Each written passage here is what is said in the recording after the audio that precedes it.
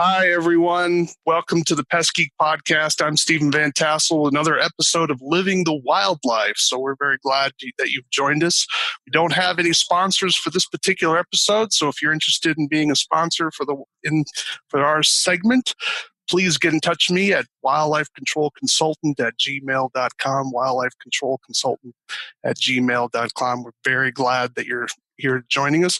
Today, I have a special guest. His name is Bill Dowd, and he's the founder, president, and CEO, that's a lot of titles, for Skedaddle, Humane Wildlife Control, and he's established a franchise. So welcome to the show. Thank you, Stephen. Great to be on with you. All right. Well, I've just recently learned of your franchise. I forgot where I saw it. It might have been on LinkedIn, I believe. So tell us a little about how you got into wildlife control, and then get into the franchise that you're offering. Sure. So kind of a long story. I started in wildlife control back in 1989. So we're over 30 years now in business. Prior to that, I was an aspiring hockey player. I was drafted by the New York Islanders in the early 80s when they were winning Stanley Cup after Stanley Cup. So played a few years in the minors and kind of bounced around. That was my first career. Decided to go back to school. I was going to become a physical education teacher. Finished my university, didn't get in teacher's college. So that was kind of the second career. And then got into the wildlife field back in the late 80s, early 90s. Very few companies were doing this. Mm-hmm. And I felt there was a real need in our corporate office, which is located in Hamilton, Ontario, Canada, just outside of Toronto.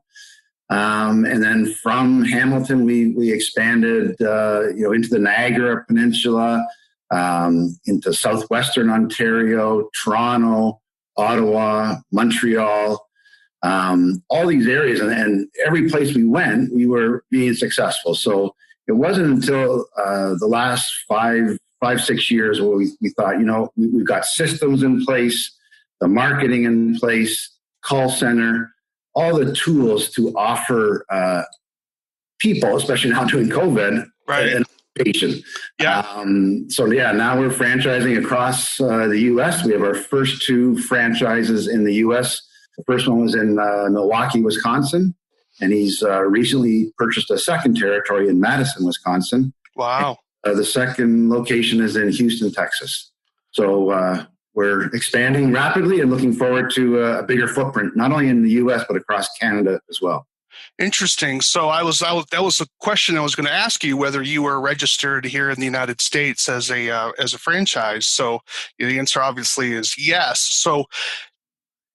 So tell me a little bit about how your company differentiates from Critter Control or Gates's company. I think his AA Wildlife Control, is it, out of Canada? I'm trying to remember what that company was. So explain that a little bit. Well, first off, we don't trap. We're not trappers. We don't trap and relocate animals just because 70% of relocated animals die. So our main focus from day one has always been keeping family units together. So we're getting into the attic space or getting into chimneys or underneath decks or sheds, crawling around, physically picking up those babies, chasing the mother out, and then reuniting the mother and the babies on the outside, and then providing an animal proofing solution for the entire home and giving homeowners a lifetime guarantee. So we need to do it right the first time. Otherwise, we're coming back on our dime or nickel. And, we went through 1 year guarantee. They don't get back in 2 years, 5 years, 10 years. I mean, very, very rarely do animals get back in on us. So we thought, you know what, we can offer now a lifetime guarantee. And I don't think any companies, whether it's in the wildlife field or, purchasing a new car, or anyone offers a lifetime guarantee. So yeah, no, that's impressive. We're a little different on that. That's an impressive warranty. Yeah, go ahead. Yeah, and it's a lot of educating. We're always educating, whether it's through municipalities, humane societies, SPCAs, rehabbers, the media. We're always looking to educate the public that the animals aren't the problem. It's we're putting our garbage out to allow them to feed and multiply and just grow in this urban centers. and we're not animal proofing our homes. We're not putting chimney screens on or screening vents, and we're leaving our homes susceptible. So, as a homeowner, if you animal proof your home, you're not going to have a problem with animals, and, enjoy them. They're here to stay. Animals are not going and leaving our urban centers anytime soon. Sure. No, absolutely. Well, we're going to be educating our audience here, so we want to be sure we're focusing. I want to make sure we're getting back to focusing not on the customer but on the wildlife control. The reason is because there's kind of a debate within our industry, at least down here in the U.S. Whereas there's some resistance to the one-way doors exclusion. A lot of wildlife control operators are full on board in terms of preventative maintenance on a structure, but typically being, I don't know what it's like in Canada, but here in the US, we never do anything in advance. We don't believe in preventative anything. We always wait till it's a crisis and then throw billions of dollars at it. That's kind of the American way of how we do things. Then we credit card it, right? So in terms of fixing the problem after the fact, a lot of people are really getting into exclusion, doing the repairs. That's actually where the money in the industry is.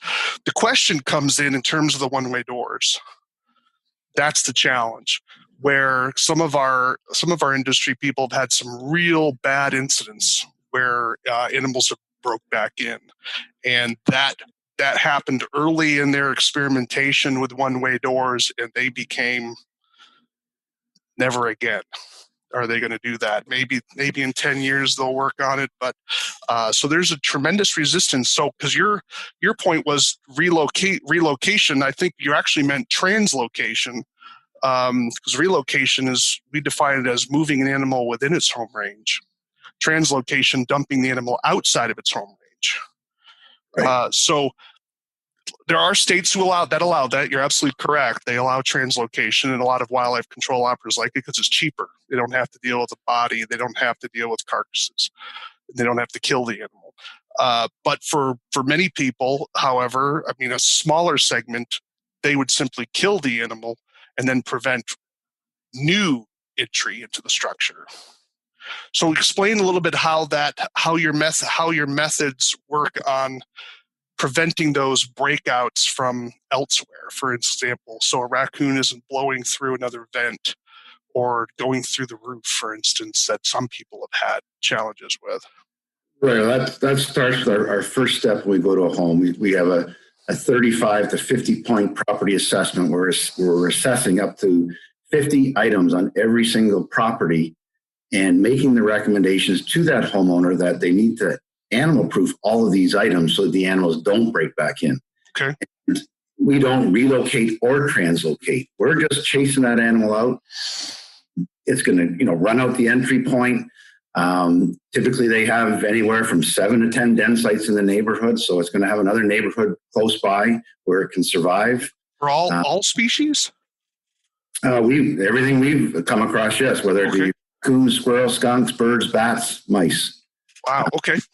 We know, and if we spend 5 hours, 6 hours, 8 hours on a job site and that animal breaks back in, well, that's on our dime and nickel to go out. So It's a lot of educating, that letting people know that there's so many. There's been studies by, we're all aware of some different studies where typically there can be anywhere from 35 to 50 raccoons in a square kilometer or square mile.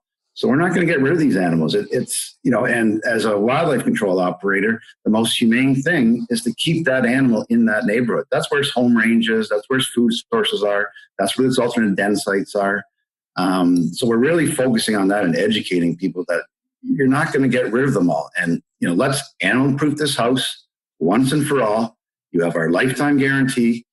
If you have a problem again, that's on our nickel. And we have over 65 service trucks on the road.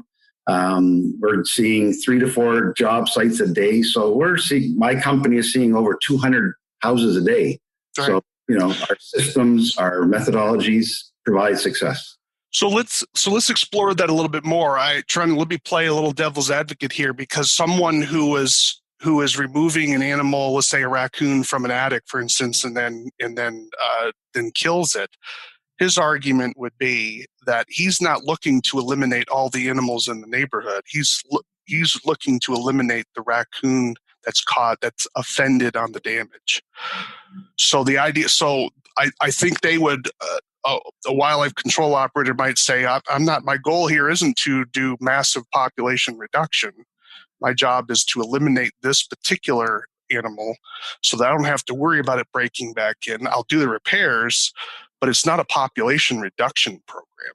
It's simply that the strike is here because there is some research done out by Dean Nicola that I would suspect you're familiar with, when they did some research on raccoons and chimneys, and when they evicted them, where did they go? They went into another chimney.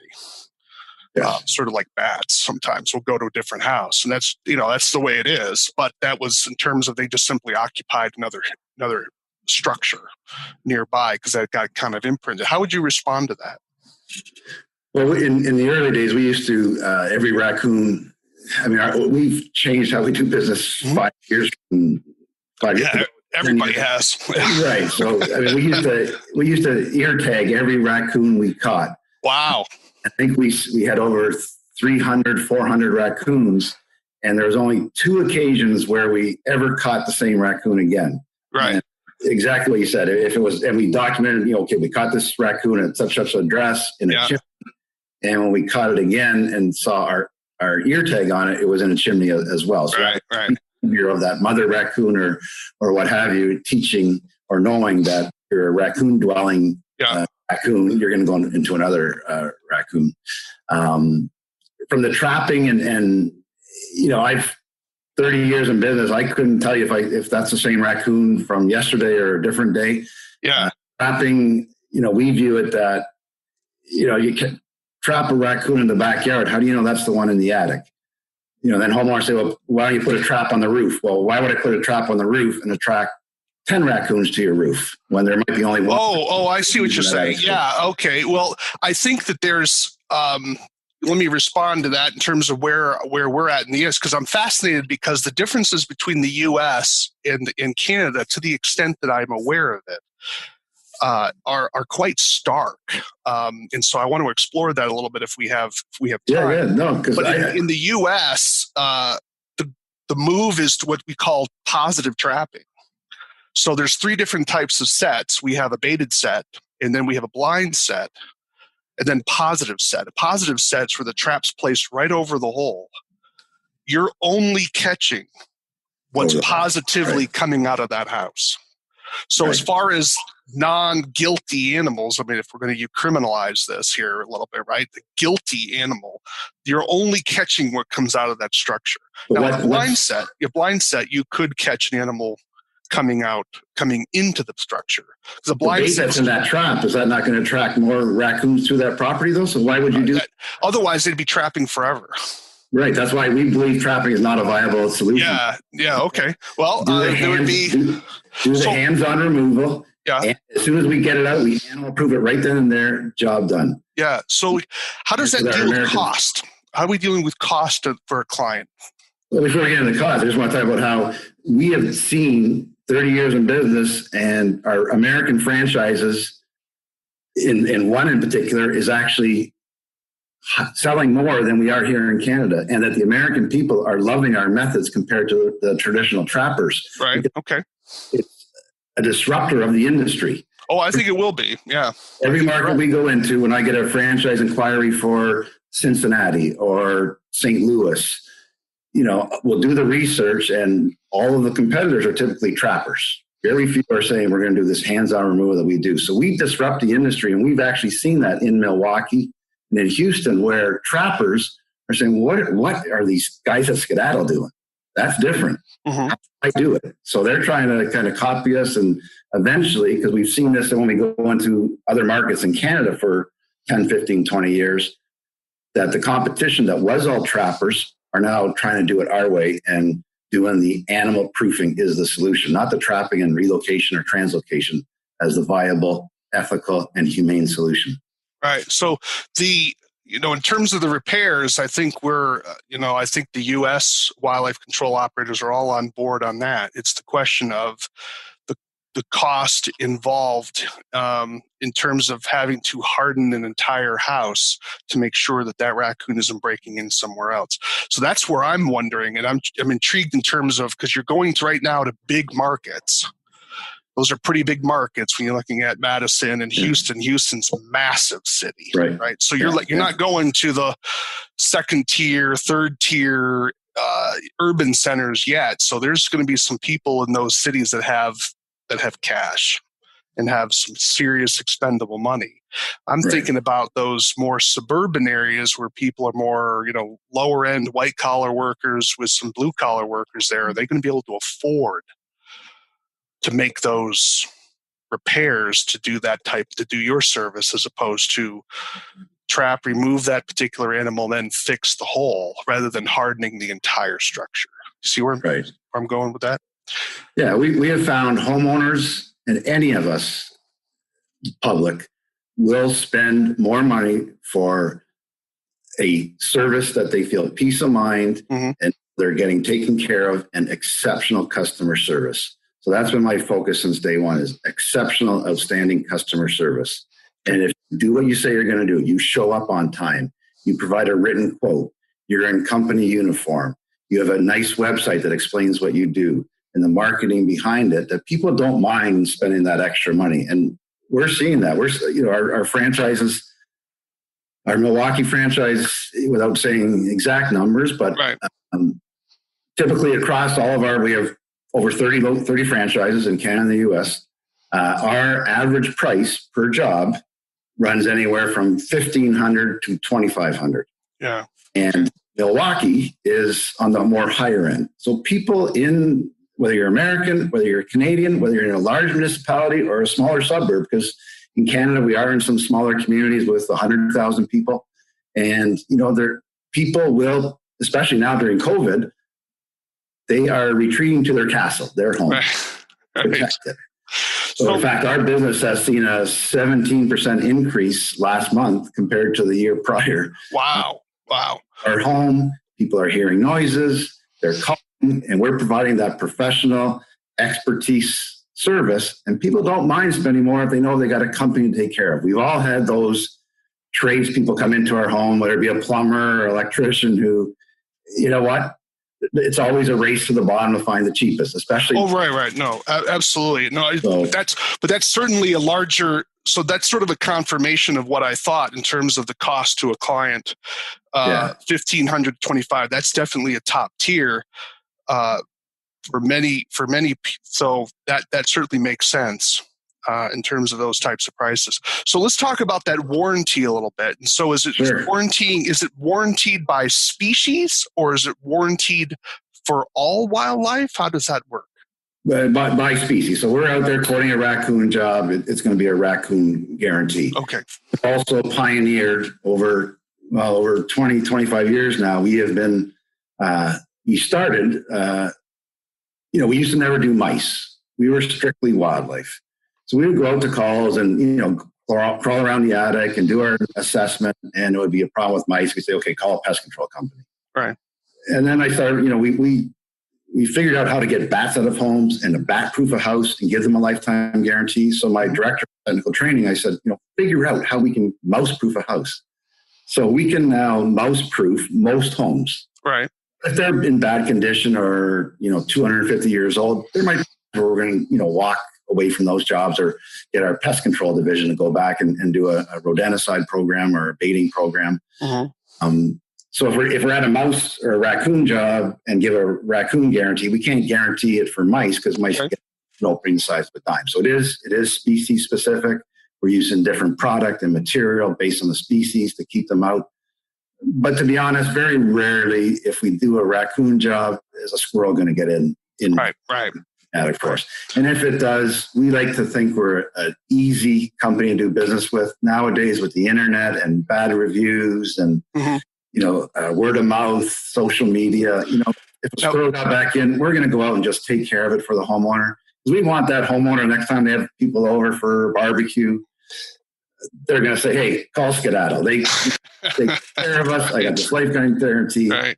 So that's how we've grown our business, on great customer service and referrals. All right. Well, I don't want to end without giving you an opportunity to sell your franchise here a little bit. So explain the process for that someone would go through to obtain one.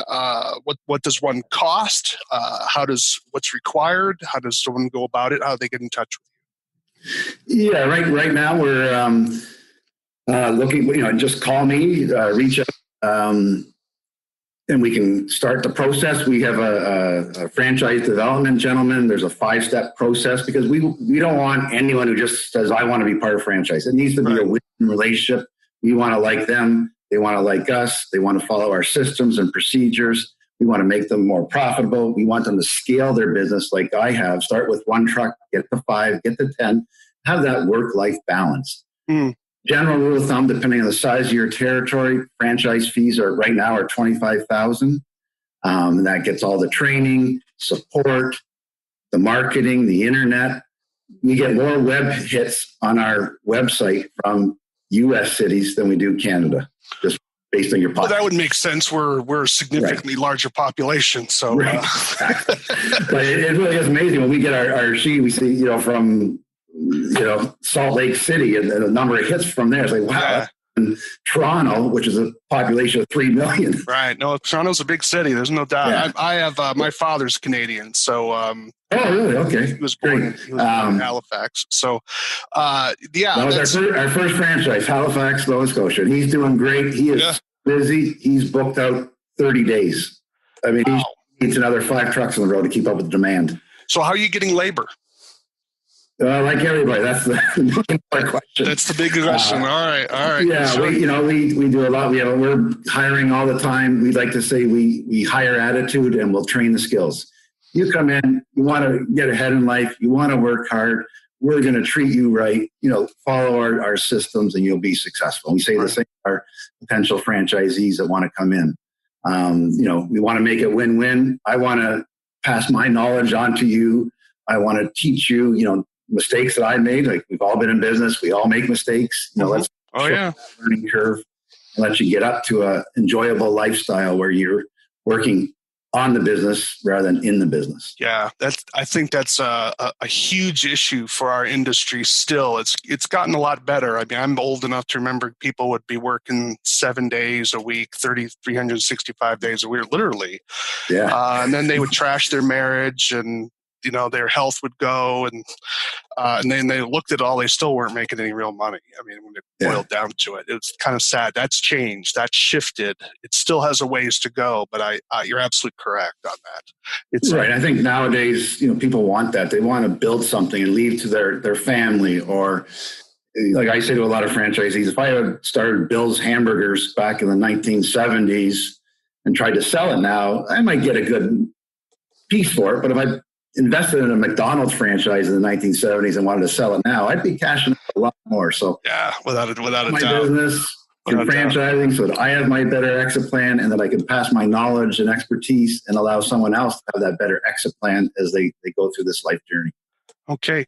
Well, I think we'd love to do a follow-up, because we're limited here with our time with Zoom to about 30 minutes. And so I don't want to have it cut off on us right away. But I would like an opportunity to get back to you, particularly to discuss how Canadian wildlife laws are so much different than what we have here in the U.S.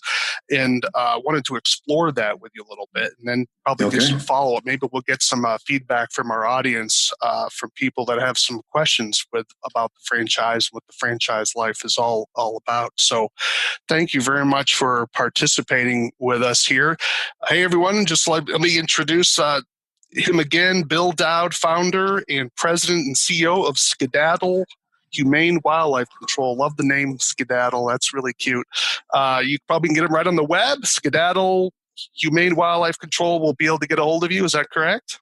Yeah. Skedaddlefranchising.com would be our franchising website. All right. Skedaddlewildlifecontrol.com is our good. Say that again, because that came out fast. Skedaddlewildlife.com is our customer-facing corporate site. Okay. Or franchising information, skedaddlefranchising.com. All right. So skedaddlefranchising.com if you're interested in exploring franchise experience. And then, of course, you can always check out, it's good to check out the competition, folks, because this is coming. I've been talking about one-way doors for a long time and caught a lot of criticism from it from the industry. Well, guess what? They're coming. So you better prepare yourself emotionally. Hopefully, and so we're glad to have you with us. So let me wrap it up here. Hey everyone, Stephen Van Tassel, wildlife control consultant. Another episode of wrapping up here of living the wildlife. Why do we live the wildlife? So that you don't become the wildlife, because we want you to live it, not be it. So thanks for listening. We'd love to hear some comments from the public that you have. Let me know, wildlifecontrolconsultant@gmail.com. Let me know some topics that you have. If you want to be on the show, reach out to me. We're glad to schedule a meeting and see if we can get you on Pest Geek Podcast, Living the Wildlife episode. Bill, thank you very much for participating with us here, and let's have you back for a follow-up on Canadian wildlife laws. Let's make a plan. I'd love to. All right. Thanks. Thank you.